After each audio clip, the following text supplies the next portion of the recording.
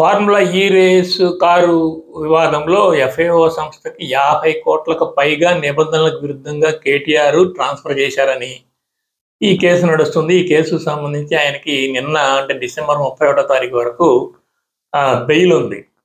ఆయన కోర్టులో ఈ కేసు మొత్తం కొట్టివేయాలని చెప్పి స్క్వాష్ పిటిషన్ వేశారు.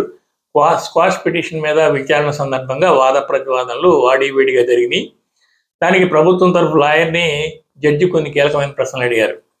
ఇది అసలు ఈ కేసు యొక్క బేస్ ఏంటంటే, ఈ ఏదైతే ఫార్ములా ఎఫ్ఏఓ సంస్థకి 50 కోట్ల పై చెరుకు ట్రాన్స్ఫర్ చేశారో అలా దాంతో ఒప్పందం వల్ల ఎలాంటి లాభాలు వస్తాయో కేటీఆర్ స్పష్టంగా వివరించలేదు.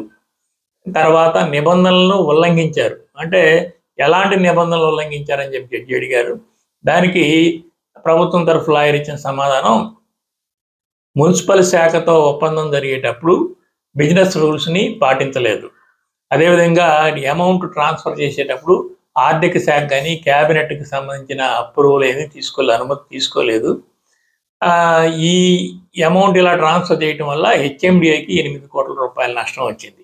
అంటే ఇప్పటి వరకు ఎంతమంది స్టేట్మెంట్ రికార్డ్ చేశారని చెప్పి జడ్జి అడిగారు. అడిగితే ఒక ఫిర్యాదుదారుడు దానకిషోర్ స్టేట్మెంట్ రికార్డ్ చేశాం, ఇంకా విచారణ సాగుతుందని చెప్పేసి ప్రభుత్వం తరఫున లాయర్ చెప్పాడు.